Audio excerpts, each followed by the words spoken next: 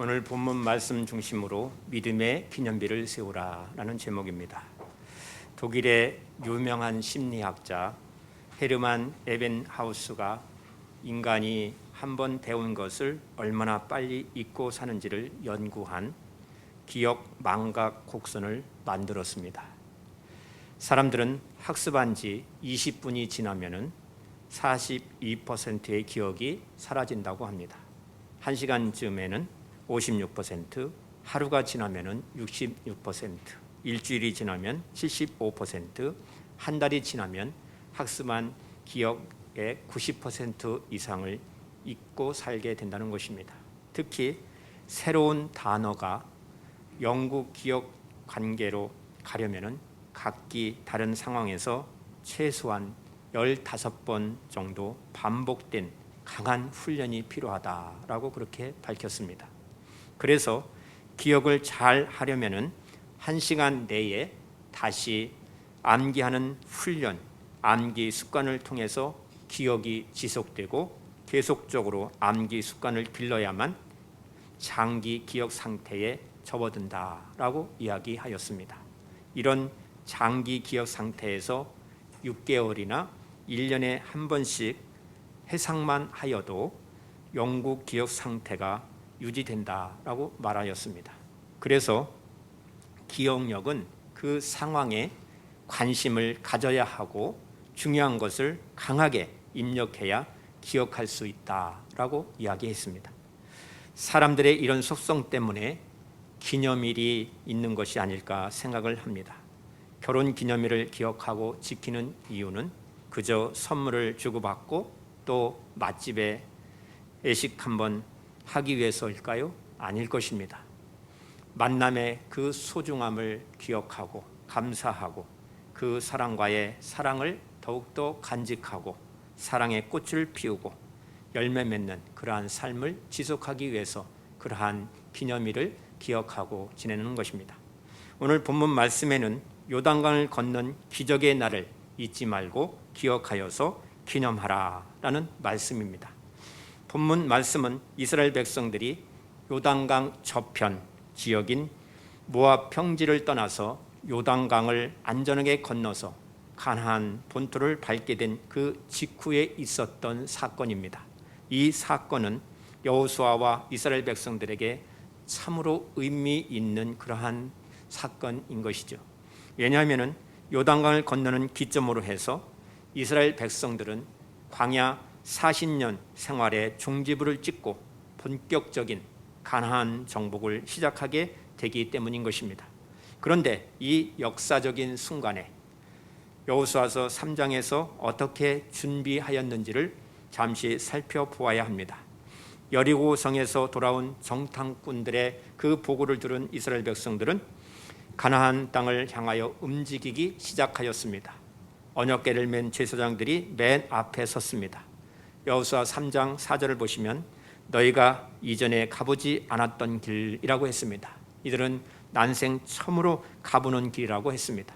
이는 오직 하나님의 약속의 말씀을 붙들고 나아갔다라는 뜻입니다. 그런데 가나안 땅을 향하여 믿음으로 행진해가는 그들 앞에 가로막혀 있는 것이 요단강이었습니다. 요단강을 건너야만 가나안 땅에 들어갈 수 있는데 때마침 보리추수 시기라서 비가 많이 내렸던 것입니다. 그래서 요단강 뚝까지 물이 흘러 넘쳤습니다. 이스라엘 백성들은 도저히 이 요단강을 건널 수가 없었습니다.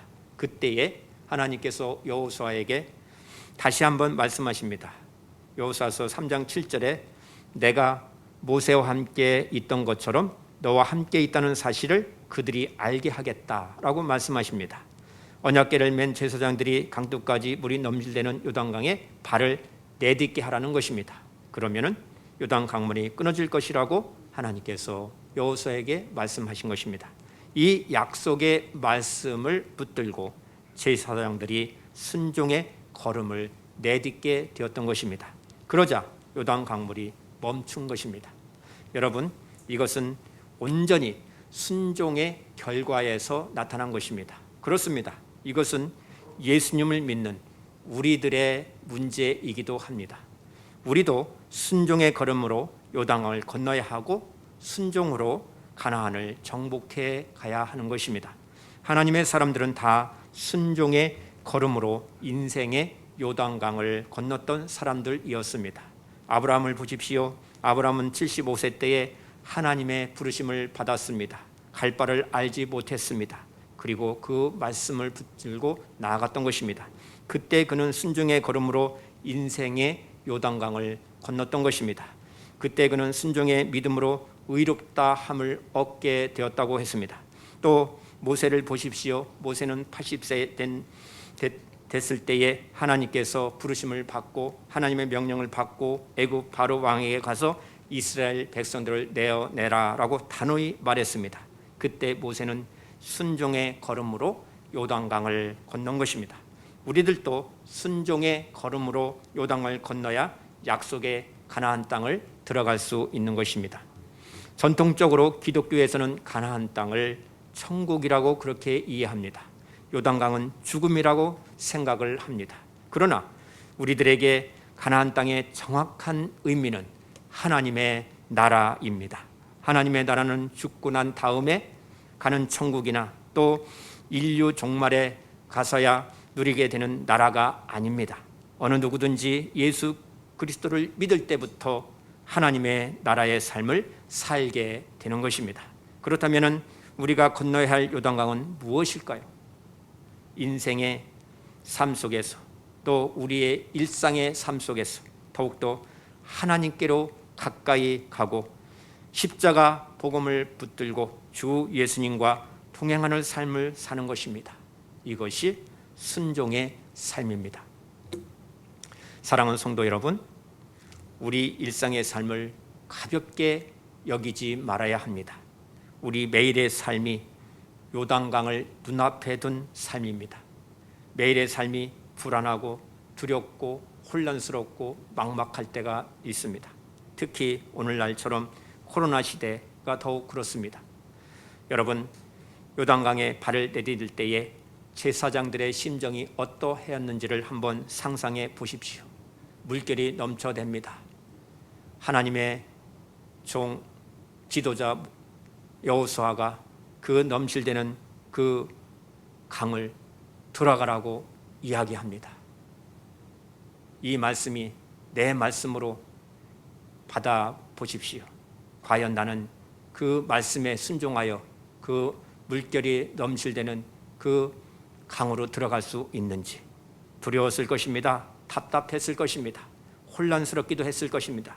과연 이 말을 믿어야 하는가, 순종해야 하는가 갈등도 있었을 것입니다.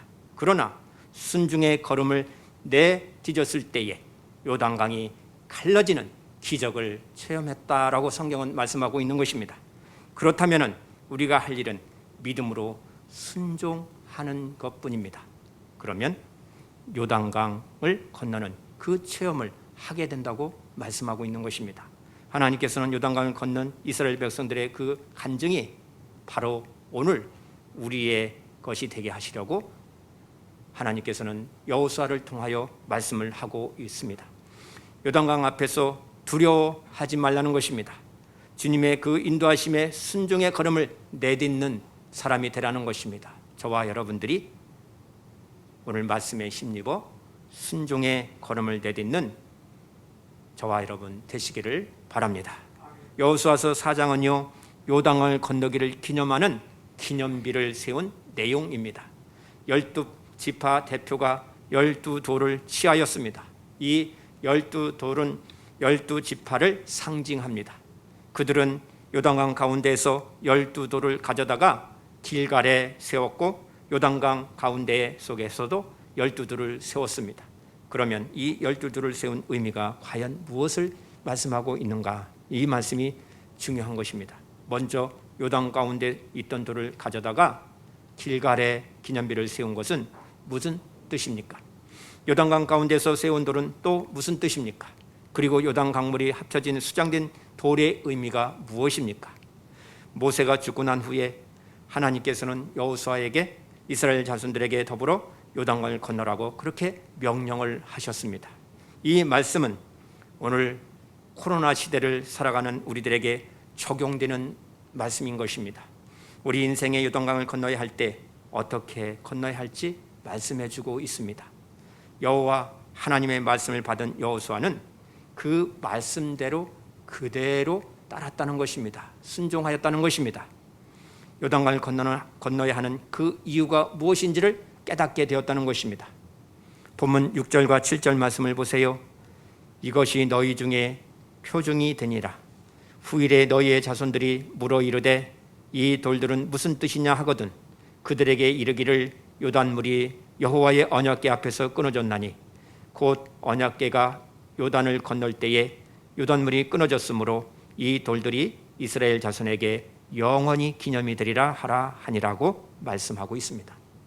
이스라엘 백성들은 요단 강바닥에 있던 12개의 돌을 가져다가 하나님의 신실하심을 기념하는 그 표징으로 삼았다고 말씀하고 있습니다.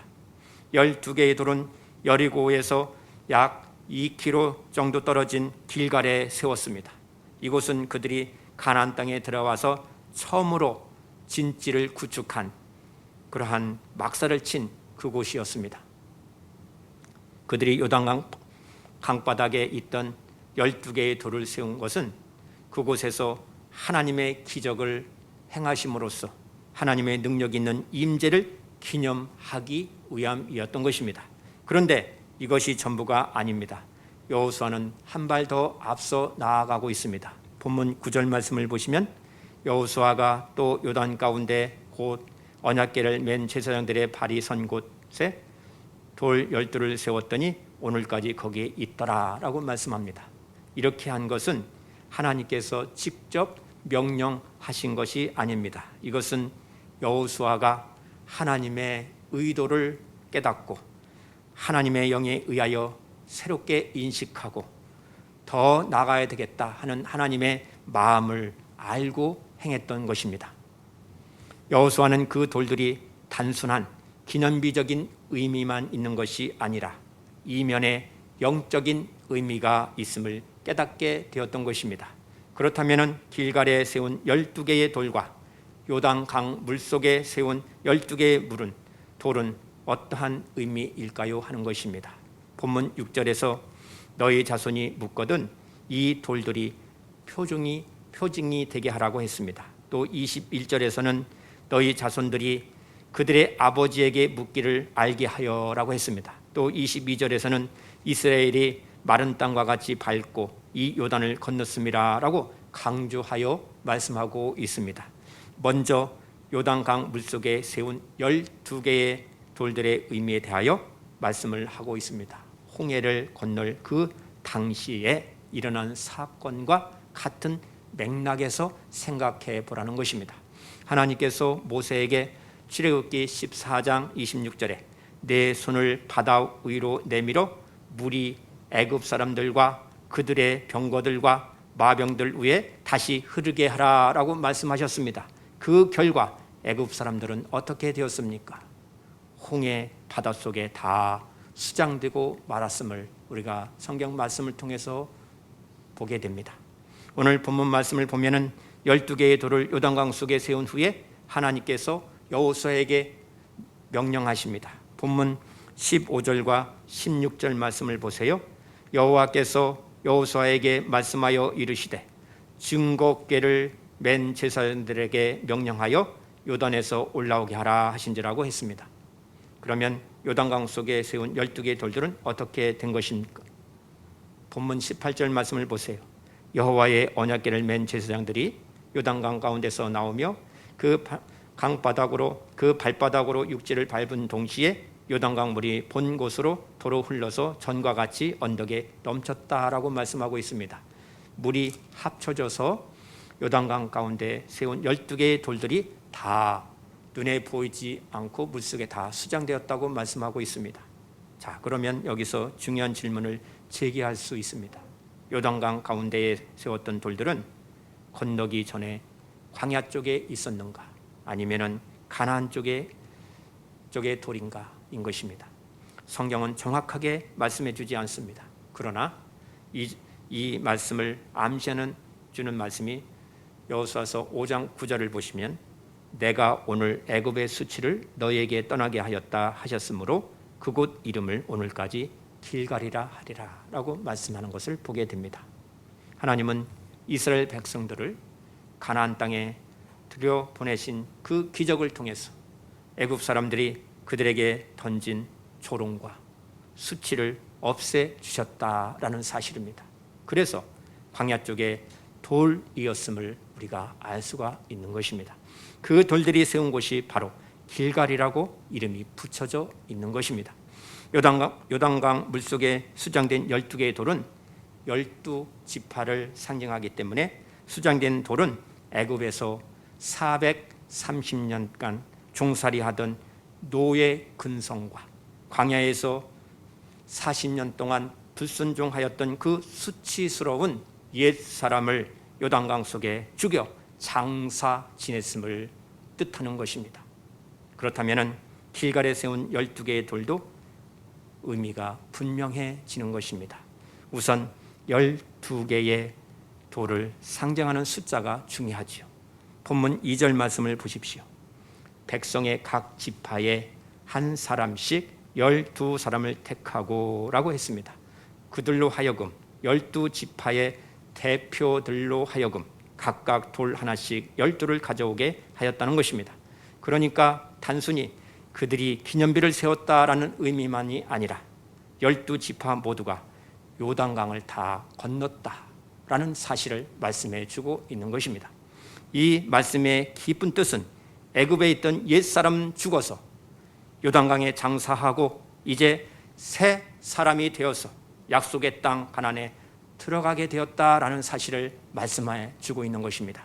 그러므로 요단강 속에 세운 돌과 길갈에 세운 돌의 의미는 신약성경 에베소서 4장 22절과 24절 말씀으로 해석을 하게 되는 것입니다. 너희는 유혹의 욕심을 따라 썩어져가는 구속을 따르는 옛사람을 벗어버리고 하나님을 따라 의와 진리의 거룩함으로 지으심을 받은 새 사람을 입으라. 아멘.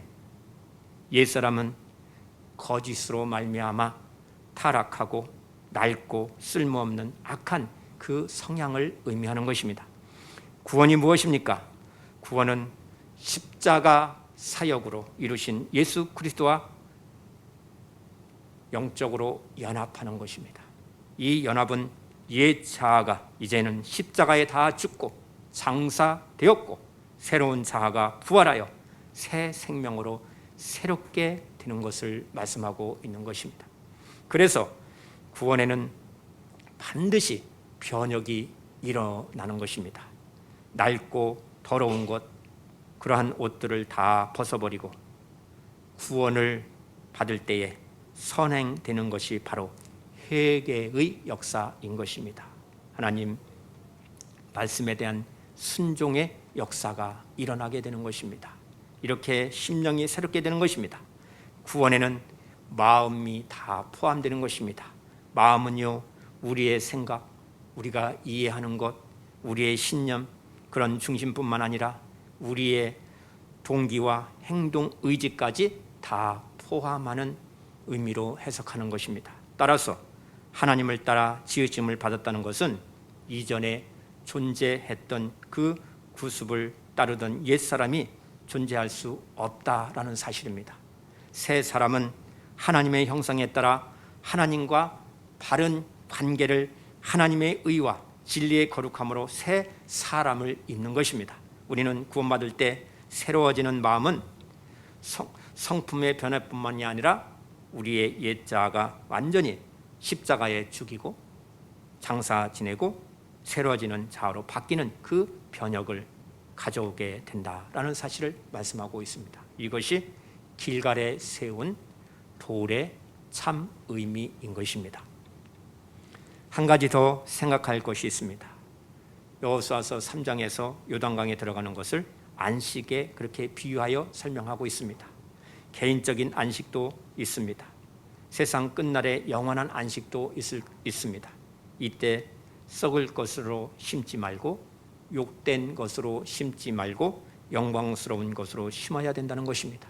즉 부활의 신령한 몸으로 다시 사는 은혜 속에서 살아야 됩니다. 그래서 그들은 요단강에 욕된 것을 심고 길갈에 영광스러운 것으로 심고 다시 살았다라는 사실입니다.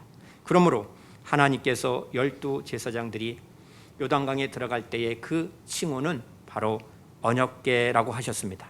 이는 하나님의 언약의 말씀에 근거하여 그 언약을 믿고 건널 수 있었음을 말씀해 주고 있는 것입니다. 그래서 제사장들이 하나님의 그 언약궤를 굳게 붙잡고 갔던 것입니다. 제사장들이 맨 것은 그들이 온 이스라엘 백성들의 대표로 하는 것입니다. 그런데 하나님께서 12 제사장들을 요단강에서 올라오게 하실 때에는 본문 16절에 증거궤라고 말씀하셨습니다. 그들이 요단강에 들어갈 때에는 언약궤, 즉 언약의 말씀을 믿고 순종하였을 때에 그들이 그 물이 끊어지고 갈라졌습니다. 그리고 12 제사장들이 요단강에서 나올 때는 요단강물이 끊어지고 갈라져서 안전하게 육지까지 건널 수가 있었습니다. 이것을 자손들에게 증거해 줘야 할 사명이 제사장들에게 있다라고 말씀을 하고 있는 것입니다. 그렇다면 믿음의 권속들, 오늘 구원받은 성도들은 우리 자녀들에게 또 다음 세대들에게 전해줄 기념비가 곧 증거비가 세워져 있는가라는 질문을 스스로 할 수가 있어야 됩니다. 나는 과연 그러한 증거비가 있습니까? 무엇보다도 우리들이 선행되어야 할 것은 로마서 6장 6절 말씀, 우리가 알거니와 우리의 옛사람이 예수와 함께 십자가에 못 박힌 것은 죄의 몸이 죽어 다시는 우리가 죄에서 종노릇하지 아니하려 함이니라는 말씀입니다. 새 사람이 되었음을 믿음의 확신을 가지고 감사하고 우리 자녀들에게 가르쳐야 되고 그 회개의 역사와 순종의 역사와 믿음의 역사를 또 구원의 역사를 우리 자녀들에게 다음 세대들에게 계승케 해야 한다라는 사명이 바로 저와 여러분들에게 있는 것입니다. 이스라엘 백성들이 요단강은 건넜으나 그들 앞에 강한 가나안 족속들과 견고한 성읍들이 기다리고 있었습니다. 이제는 칼과 칼로 맞서야 됩니다. 창과 창으로 맞서야 됩니다. 싸워야 되는 것입니다. 그래서 하나님께서 요단강을 건넌 그 믿음의 기념비를 세우라라고 말씀을 하신 것입니다. 위기를 만났을 때마다 우리는 요단강을 건넜다라는 이 믿음이 필요한 것입니다. 성도의 삶에는 항상 기적과 감동만이 있는 것이 아닙니다. 때로는 시험도 있습니다. 때로는 고난도 있습니다. 때로는 핍박도 겪어야 합니다. 때로는 정말로 앞이 캄캄할 정도로 죽을 수밖에 없는 그러한 시련의 시기도 있을 수 있는 것입니다. 그때 우리에게는 나는 구원받은 사람이야, 나는 주님 안에 있는 사람이야 라고 믿음의 그 표적을 보일 수 있는 것인가 라는 것이 중요한 것입니다. 그렇습니다.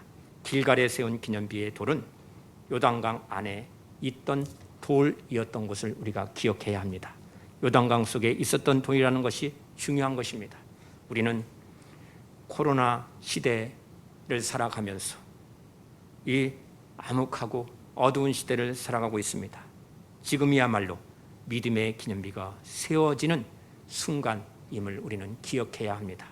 우리의 믿음의 기념비는 어떤 기적이나 성공이 아님을 성경은 말씀하고 있습니다. 여호와께로 가까이 돌아가는 것입니다. 예수님과 동행하면서 사는 것이 바로 기적 중의 기적입니다. 일상에서 주님과 함께 먹고 일상에서 주님과 함께 일하고 일상에서 주님과 함께 살게 된다면 바로 요단강을 건넌 것입니다. 그 삶을 기록한 것이 바로 믿음의 기념비다라고 성경은 우리들에게 가르쳐 주고 있습니다. 사랑하는 성도 여러분, 코로나로 인하여서 어렵습니까? 그렇지 않더라도 우리 몸이 쇠약하여서 질병으로 고생하는데, 또 여러 가지 환경이 어려워서 경제적인 어려움 속에 호소하고 있는데, 코로나로 겹친 그 어려움은 더 심하죠. 또한 사명의 길에서 고난을 당하고 있는데, 그렇다면 지금이 바로 요단강을 건너는 시기임을 믿으시기 바랍니다. 우리는 지금 매일 예수님과 동행하고 있는가? 이것을 깊이 생각해 보시기를 바랍니다. 이것을 우리의 회개의 역사와 또 순종의 역사와 말씀의 역사와 믿음의 역사와 구원의 역사를 우리 자녀들에게 가르치고 계승해야 할 책임이 나에게, 부모에게, 지도자에게 있음을 여러분 기억하시기를 바랍니다. 여러분의 매일의 삶 속에서 믿음의 기념비를 세우시고 믿음의 선한 싸움을 싸워 승리하시기를 주님의 이름으로 축복합니다. 기도합니다. 사랑의 하나님, 오늘 말씀을 굳게 붙잡고 나아갈 때에 요단강을 건너는 그 하나님의 능력을 체험하게 하셨습니다. 이 말씀이 자자손손에게 또 다음 세대들에게 믿음의 기념비를 세우고 계승케 하라고 말씀하셨습니다. 주님, 이제 우리의 옛사람은 요단강에 다 수장되었습니다. 우리 심령이 새로워져 회개의 역사와 순종의 역사와 믿음의 역사와 구원의 역사로 주 예수님과 연합의 은혜로 말미암아 하나님의 의와 진리의 거룩함으로 새 사람이 되었음을 감사합니다.